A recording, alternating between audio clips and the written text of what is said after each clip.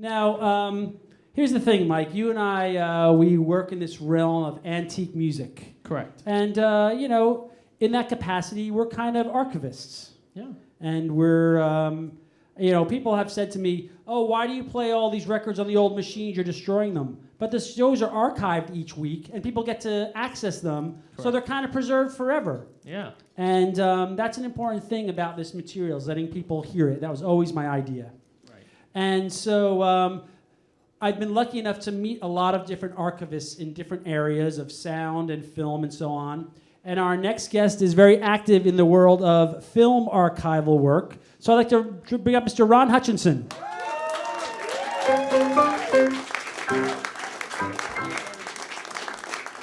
Congratulations. Happy 20th. Thank you so much. So Ron has been on the guest before, and Ron is very active in the restoration of... I think the first time I saw you was at one of the Vitaphone shows at the Film Forum. Yeah. God, it had to be 15 years ago or so. And I was thinking, what a revelation, because I was already interested in this music, seeing a lot of these acts do their things. And, like seeing, Al Jolson dancing with the pork chops on the trees and stuff. I was like, oh, man, this stuff exists on films, too? Yeah. Wow. And you've done so much work in that area. And it's been so great. And it's really wonderful to have you as a friend and have you on the show. Thank you. So welcome. What projects are you working on these days? Well, what Mac's referring to is the earliest days of sound. The soundtrack was not on the film, but the sound was on a separate shellac disc about 16 inches in diameter, and they would synchronize them in the movie theaters. And over the years, as you would expect, the discs would be lost or the film would be lost. But we work with collectors and studios worldwide to find these things and sync them up again.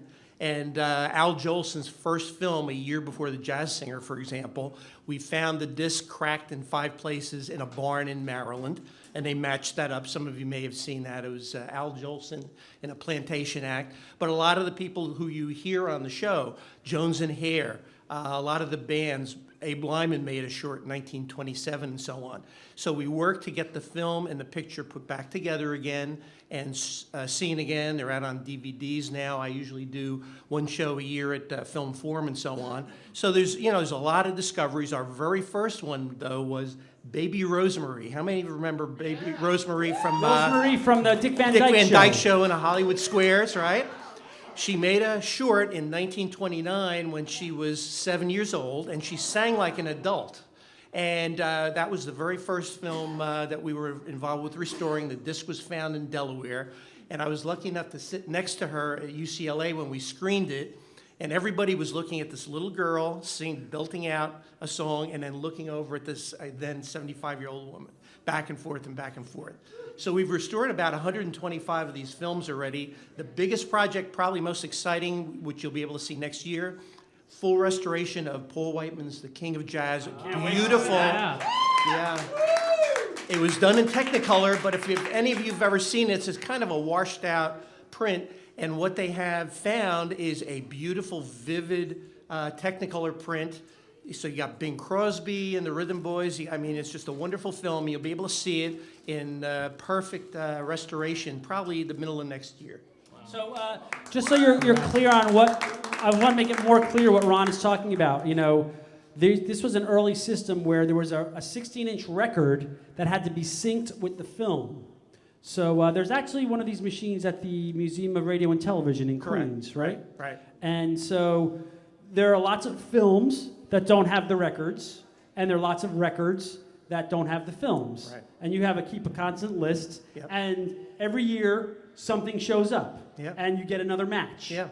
People will contact me on the internet and say, hey, we just found this big record in the attic last month. Irving Kauffman, great band from the Fantastic. 1920s. Yeah, and his Commanders. Fantastic, a big, dusty old record. Irving Kauffman made a short in 1928. Irving Kauffman and Commanders, and it's incredibly hot. So we hope to one day be able to get that film restored too. So for the people who are watching and listening now, who just to explain more on what you just said before, there would be a technician that would be in control of both the record and then a separate technician doing the film. No, actually, Edison even tried to make talkies, and the problem was you had two different people working at once and it never matched. This was the first time they had a motor that drove the turntable and the film at the same time. Okay. And there's actually one about a mile from here in the booth at the Lowe's Jersey Theater on Journal Square. It's still there. Right there. It's still in the booth. So it worked, but it was a very bulky. If you've ever seen Singing in the Rain, Yes, you know, exactly. That's you know, exactly stuff. what I'm thinking about the whole time in that scene where Yeah. it's off. Exactly. And then everyone was laughing because Yeah. it's not synced So up correctly. it's a great research project, and you know, we've found almost 5,000 of these big discs worldwide, which is incredible over the years. So And what's so great is that, you know, it seems like the more I've noticed this phenomenon in what I'm doing, the more time that passes, the more people are interested in this old stuff, and the more that stuff comes out. Yeah. And, you know, 20 years ago, none of the, you know, Yeah. not none of it, but a lot of this stuff, most of it wasn't available. Yeah, that's but it's true. now you have, you know, you're working with UCLA, Yep, is it? and the they're- Library of Congress, and and just- they're all yeah, involved yeah. and they're all on board in taking the measures to preserve these and make them accessible to people. But people love that stuff, and that's why they love your show, and that's why you've been on for 20 years. People just love this stuff. They do. Yeah. I've noticed how people like more and more love it. So Yeah. yeah, you should do a Vitaphone show down here at WFMU. There we go. I would love Yeah, to. and Yeah. we're gonna Sure. work on Let's that. work We'll on do a that. combination show. What'd you bring for us today? I brought you, appropriately, Irving Kauffman on a Jewel, which was, I guess, about a 20-cent record at the time. I think Right. They Cheap pressed it dime on- store record. They pressed it on asphalt, I think. It's called Ever Since the Movies Learned to Talk, and it's great from one. January of 1929. Right. So hope you enjoy it. Right. So like this early movie reference records. I like the other one. What is it? I Can't Sleep in the Movies Anymore. Right. Where it's about a guy who like used to go to the silent films and sleep all the time, but Yeah. then the talkies came along and he couldn't sleep anymore in Yeah. the films. Yep. So earlier, you had Take Your Girlies to the Movies if you can't make love at home. right, because it was a nice, quiet, dark place. Right. Right, because Yeah. that was Take Your Girlies to the Movies if you can't make love at home was before the sound film, so at that point you could. Right. So Irving Kauffman, January 1929. Let's hear it. Yep.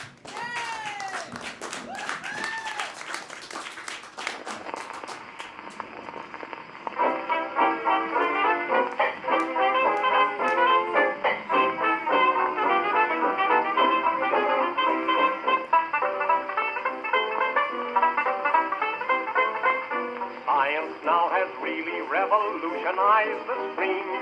Things out there in Hollywood are not so darn serene. All the stars are in a panic. Here's the reason why.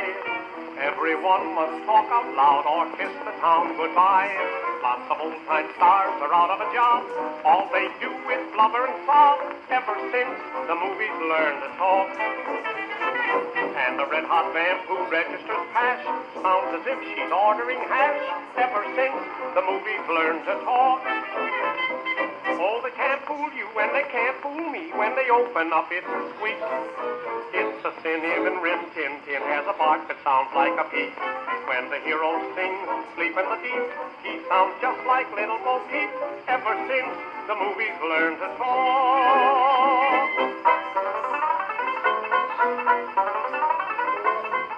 Every bathroom singer has a chance to make a name. Any guy with leather lungs can crash the Hall of Fame. If you know your bo-de-do and do-re-mi-fa so, you can go to Hollywood and make a lot of dough. And when the villain starts the gal in his toils, she says, take your dirty old coils. Ever since the movies learned to talk. And when Emil Jannings opens his mouth, you'd swear he was raised in the South.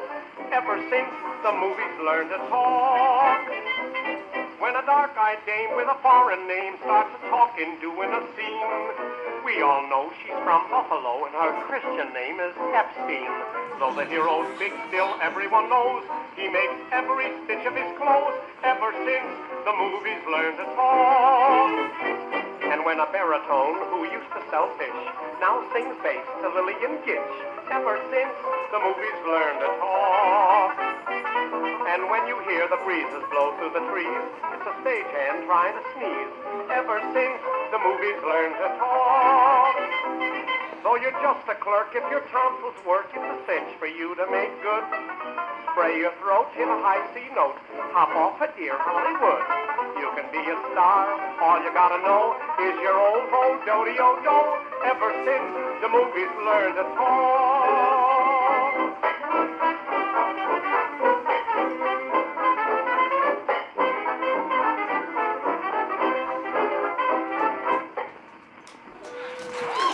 Irving Kauffman.